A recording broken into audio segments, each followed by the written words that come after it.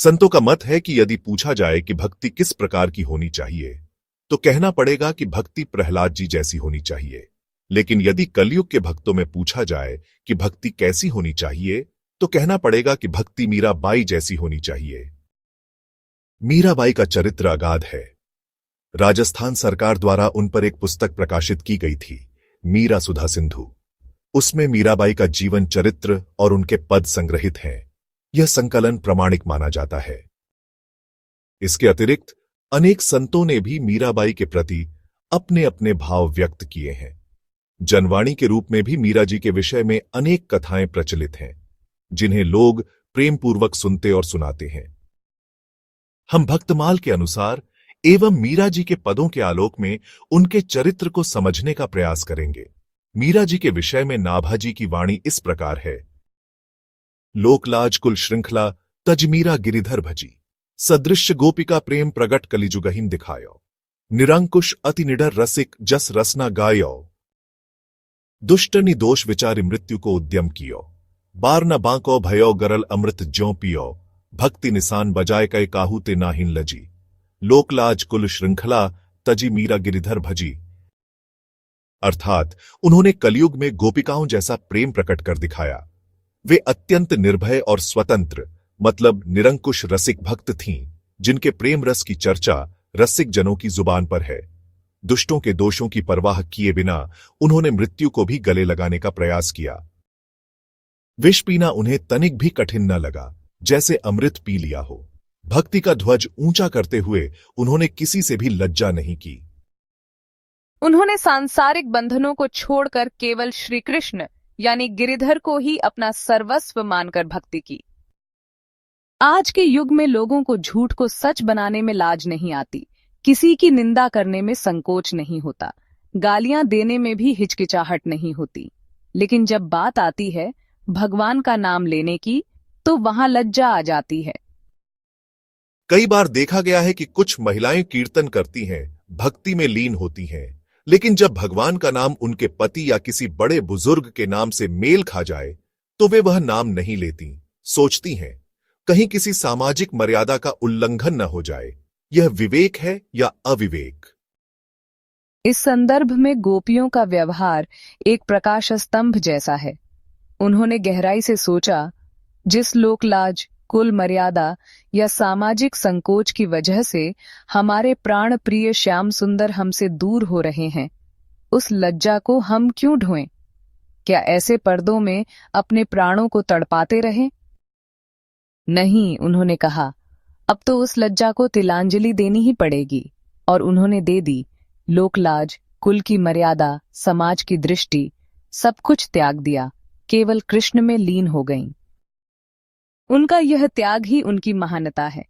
उन्होंने यह दिखा दिया कि सच्ची भक्ति में यदि कोई बाधा है तो वह भीतर से निकाल फेंकनी चाहिए, चाहे वह लज्जा ही क्यों न हो। साधु संग बैठी बैठी लोकलाज तजाए, हरि को नाम लेत लेत आप मरे कुल जाए। शुकदेव जी कहते हैं, विसृज्य लज्जा रुरुधु समस्वरन, गोविंद दामोदर माधवेती। गोपियों ने लोक लज्जा, कुल मर्यादा और शील का त्याग कर दिया। वे श्री कृष्ण वियोग में अत्यंत व्याकुल होकर एक समान स्वर में रोने लगीं और बार बार पुकारने लगीं, गोविंद, दामोदर, माधव। भक्तिमती मीरा जी ने भी लोकलाज को त्याग किया, कुल मर्यादा की जंजीरों को भी तोड़ दिया। वैसे तो लोकलाज और कुल की बात माननी चाहिए, किंतु जो लोकलाज, कुल मर्यादा भगवान की भक्ति में बाधक हो, उसे रखने से क्या लाभ है?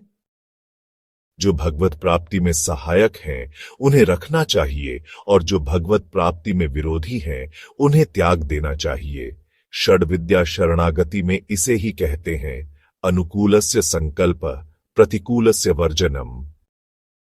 भगवान ने महाराज के समय गोपियों के समक्ष प्रकट होकर कहा, न परिहम निरवधस्य जाम स्वसाधुक्रियम विब्धय शापिव, या मेघजन दुर्जार्घ श्रृंखला संवरश्य तद वे प्रतियतु साधना।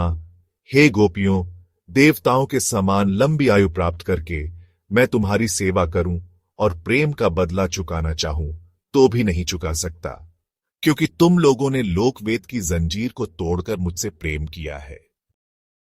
ऐसा या तो द्वापर में गोपियों ने किया था या कलयुग में मीराबाई ने किया। इसीलिए कहा गया है, लोकलाज कुल श्रृंखला तजि मीरा गिरधर भजी। इसका दूसरा अर्थ यह भी है कि जो मीराबाई के समान भगवान के लिए लोकलाज कुल श्रृंखला का त्याग कर देता है, उसे भगवान का भजन नहीं करना पड़ेगा, भगवान ही उसका भजन करते हैं। अहरनिश मीरा ने गिरधर को भजा तो गिरधर ने भी मीरा को भजा। भरत सरिस को राम सनेही, जगु जप राम रामु जप जेही। ऐसी भी अवस्था आती है जब भगवान भक्त का जप करते हैं। मलुकदास जी की एक साखी है, माला जपो न कर जपो, जिभ्या कहूं न राम, सुमिरन मेरा हरि करे, मैं पाया बिसराम।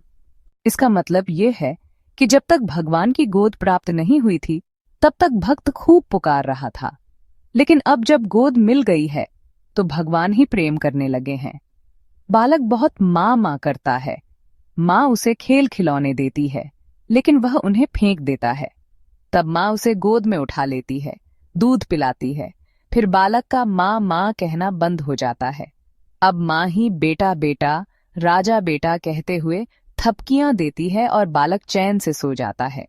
यह वही प्रेम है जिसे कहते हैं इस कलयुग में प्रत्यक्ष रूप से मीरा जी ने दिखाया।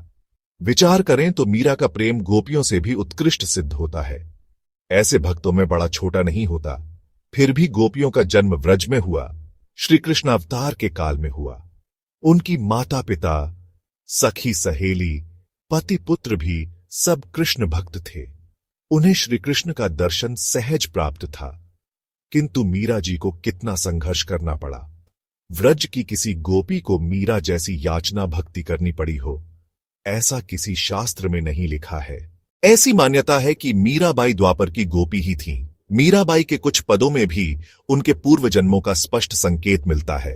एक स्थान पर उन्होंने कहा है, सत्ययुग में सोती रही, त्रेता लियो जगाए, द्वापर में जानियो नहीं, अब कलयुग पहुंचो आए। मीराबाई कहती हैं कि सत्ययुग में तो मेरी आत्मा निष्क्रिय या सोई हुई रही, त्रेतायुग में भगवान ने मुझे जगा दिया। इससे ऐसा संकेत मिलता है कि रामावतार काल में भी मीराबाई थीं, परंतु प्रकट रूप में नहीं, वे किसी छिपे हुए भक्त के रूप में थीं। वे कहती हैं कि द्वापर में जन्म हुआ तो ऐसी माया में उलझ गई कि भगवान को पहचान नहीं सकी। अब कलयुग आ गया है, बहुत दिनन पे प्रीतम पाया, बिछुड़न को मोही डर रे। मीरा कहे आती नेह जुड़ियो, मैं लियो पूर बलो बर रे। वह स्वीकार करती हैं कि पूर्व जन्म में वरदान प्राप्त किया था, इसलिए इतना सहजता पूर्वक कृष्ण से जुड़ गईं। लेकिन इतने दिनों के बाद प्रियतम को पाया, इसलिए बिछुड़ने का बहुत डर है। नंदगांव में एक गोप बालक का विवाह बरसाने की एक गोप कन्या के साथ हुआ। वह गौने के बाद अपनी वधू को विदा कराकर ला रहा था। उसी समय प्रेम सरोवर के पास श्री ठाकुर जी गोचारण कर रहे थे। सखा को देखकर ठाकुर जी ने सहज सुलभ प्रेम और चपलतावश कहा, तू अपनी बहू को चेहरा मौन्य नहीं दिखाओगे। सखा ने कहा, तेरी भाभी है, तू स्वयं रथ पे चढ़ जा और भाभी को चेहरा देख ले। तू तो मेरो प्राण प्रिय सखा है। पर इस घोप कन्या की मां ने इसे बहुत अच्छी तरह सिखा पढ़ा दिया था। देख बेटी, तू नंदगांव बहू बनकर जा तो रही है, पर वहां एक नंद राय जी का लाला है। वाको कन्हैया कहें, श्याम सुंदर कहें, वो बड़ा नटखट है। वाके चेहरा दिखायो मत और ऊ का चेहरा देखियो मत। बा में कछु जादू है कि तू देख लेगी तो बावली हो जाएगी। वह भोली भाली गोप बालिका अपनी माता की आज्ञा में दृढ़ थी। ठाकुर जी बहुत प्रयत्न करने पर भी उसका मुख नहीं देख सके। उसने घूंघट से अपना मुख ऐसा ढक लिया था। ठाकुर जी निराश होकर रथ से उतरे और उतरते उतरते कहा, एक दिन ऐसो आवेगो कि तू मेरे चेहरे को देखने को तरसेगी। कालांतर में जब ठाकुर जी ने गोवर्धन धारण किया, उस समय ब्रज पर ऐसा संकट था कि 84 कोस के सभी ब्रजवासी अपने गोवंश सहित गिरिराज जी के नीचे आ गए। इसमें वह परिवार भी था जिसकी बहू वही गोपी थी। सभी एकटक ठाकुर जी को निहार रहे थे। उस गोपी ने जब आज गिरिराज धारण किए ठाकुर जी को देखा तो वह बड़ी व्याकुल हो गई। हाय हाय, मेरी मैया ने पता नहीं कौन जन्म की दुश्मनी निकाली कि मैंने इतने दिन ब्रज में रहकर भी इनका मुखचंद्र नहीं देखा। अत्यधिक व्याकुलता से वह मूर्छा में चली गई। वह विचार करने लगी, मेरा तो जीवन ही व्यर्थ हो गया है। श्री ठाकुर जी ने उसकी यह अवस्था देखी और द्रवित हो गए। मीरा सुधा सिंधु के अनुसार यह अनुभूति केवल उसी गोपी को ही हुई, अन्य किसी को नहीं हुई। गोपी ने ठाकुर जी से कहा, हे नाथ, इस अबोधिनी के अपराध को आप भूल जाएं। दुर्भाग्यवश मैंने अपनी मैया की बात मानकर आपका दर्शन नहीं किया। अब मेरा तन, मन, प्राण, सर्वस्व आपके चरणों में न्यौछावर है। आप अपने चरणों में स्थान दें। ठाकुर जी ने कहा, तूने इस शरीर के द्वारा मेरा तिरस्कार किया है, इसलिए इस देह से तू मुझे प्राप्त नहीं कर सकती। किंतु कलयुग में गोपी प्रेम धर्म को प्रकट करने के लिए तेरा पुनर्जन्म होगा। उस समय मैं तुझे अवश्य ही प्राप्त हो जाऊंगा और सदा तुम्हारे साथ ही रहूंगा।